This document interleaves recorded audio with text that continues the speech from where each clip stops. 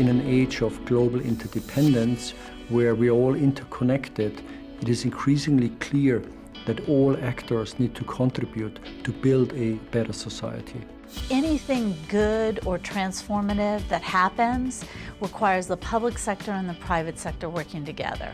It's something that I think is the wave of the future, especially when there are socially responsible private companies who understand that they can do well by doing good.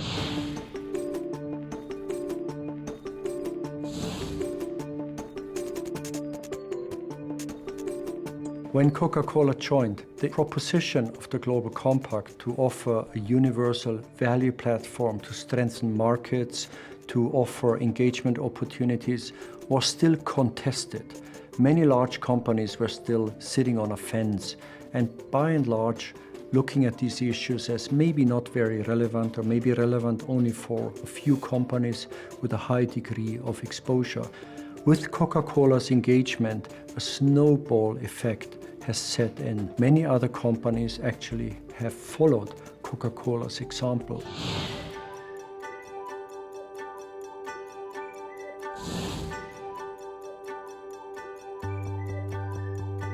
Nearly 1 billion people have no access to a clean drink of water every day. RAIN is the Replenish Africa initiative. It is a $30 million partnership that was launched by the Coca-Cola Company and the Coca-Cola Africa Foundation. And our goal is to bring about 2 million people, at least, with clean water access.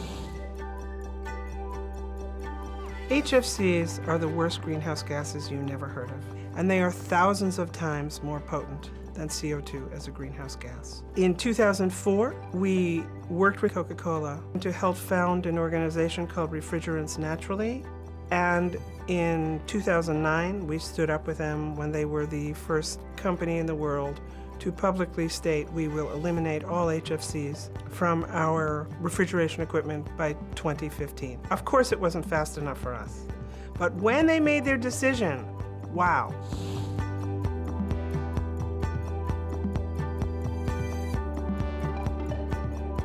WWF's mission is the conservation of nature. Using the best available scientific knowledge, working with Coca-Cola, we've developed meaningful targets and best-in-class environmental commitments for both water efficiency and climate protection. We believe that our partnership can help redefine the way corporations and nonprofit organizations work together to find effective, sustainable solutions to environmental challenges.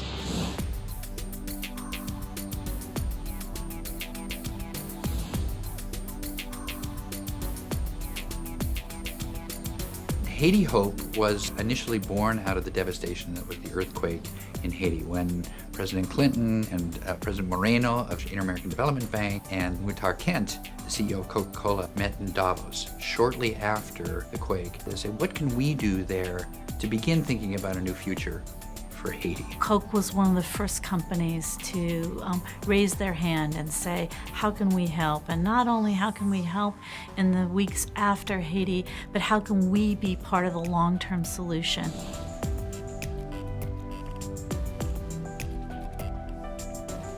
Coca-Cola had already been working with TechnoServe on Project Nurture in East Africa, and they thought, could we do something like that in Haiti? We began to think of how we could get 25,000 mango producers to go from that mango tree to the consumer.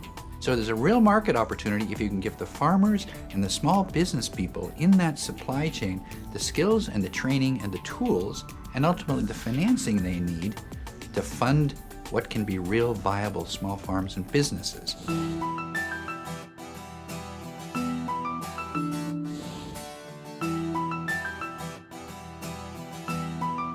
There are people who say you could give somebody a fish, but it's probably better to give them a fishing rod.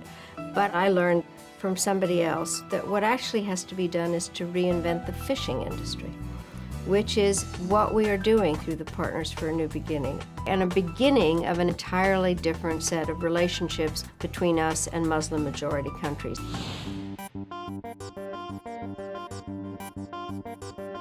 5x20 is, I think, an extremely exciting new initiative that the Coca-Cola Company have committed to undertake. And their vision is to provide economic empowerment and opportunity for 5 million women throughout the Coca-Cola system and connected to the Coca-Cola system around the world by 2020.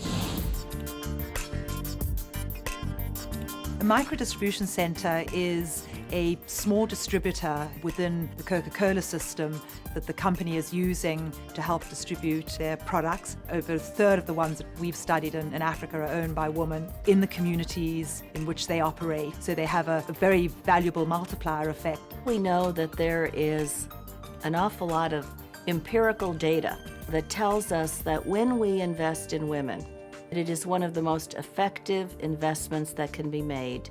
They are among the best ways to grow economies. Just like Coca-Cola, all business is really local.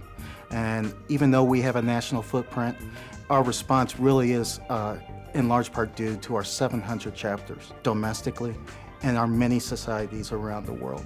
Much like Coca-Cola, we have a footprint all over the globe. It's one of the reasons why Coca-Cola and the American Red Cross really are a perfect fit when it comes to corporate partnerships.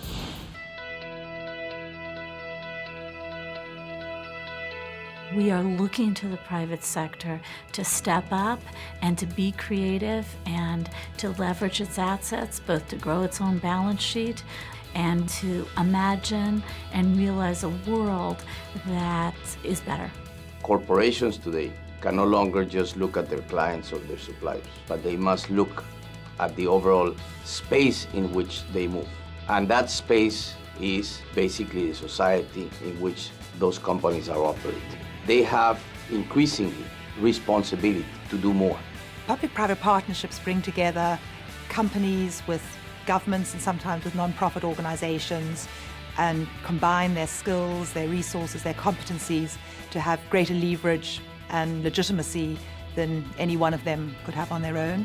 But if you can get Coca-Cola Company, if you can get them partnering with IDB, with USAID, with the Clinton Bush Haiti Fund, with the right actors, you finally have the ability to affect change on a really massive scale in a way that's sustainable and a way that works for everybody.